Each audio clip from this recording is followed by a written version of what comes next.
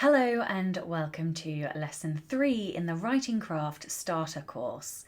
Today's lesson is all about conflict. I already mentioned in a previous email that conflict is the foundation of all good stories. Why?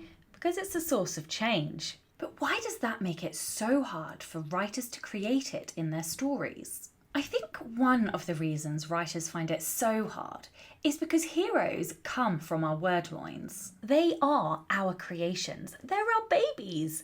That makes it hard to torture them. I mean, who wants to snap their baby hero's wings? Who wants to break their heart and destroy their soulmate? You do, damn it, you do. You're a writer. You have to torture your hero. The more you inflict conflict-related torture on your hero, the harder you make it for them to win. And that's a good thing. It gives your hero the good fight. Readers like that. It's what they come for.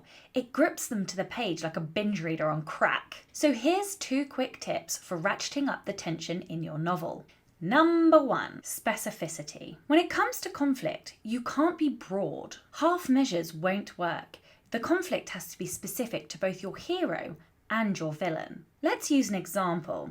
We'll go with a famous one, Harry Potter. And sorry for anybody who hasn't watched or read Harry Potter, we're going to talk spoilers. The reason that Lord Voldemort is so hell-bent on killing Harry Potter is because there's a prophecy that specifically identifies Harry as Voldemort's downfall. If the prophecy didn't talk about Harry specifically, then what reason would Voldemort have to go after him? Old Volds wouldn't give a shit, would he? It's the same for Batman and Two-Face in the movie The Dark Knight. In the film, Batman's faced with saving one of 2 people, either Two-Face or Rachel, somebody he cares about. Unfortunately for Batman, whilst he goes to save Rachel, it's actually Two-Face that he ends up saving. Rachel dies and Two-Face, who was Rachel's fiancé, blames Batman. The Joker then convinces Two-Face to seek revenge.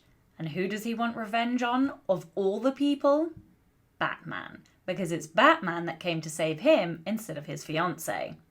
Bingo, baby. You got yourself some specific conflict. Number 2.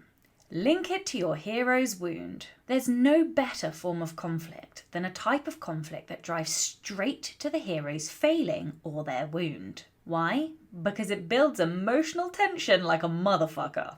For example, let's say your hero loses a parent when they're young. This might lead them to develop a kind of fear around losing people. They might then also overcompensate trying to save everybody that they love or care about. This gives your villain a super easy source of conflict. Your villain could make your hero choose between which loved one they want to save. They could kidnap one of your hero's loved ones. They could kill someone that your hero cares about, or threaten the other ones. Or they could go right for the jugular and threaten, maim, torture the only parent your hero has left. That last option seems more savage than the rest of them, right? That's because it's the most specific and the most targeted, and it links to your hero's wound. That's it for today. Make sure you grab your cheat sheet and I'll be back next time.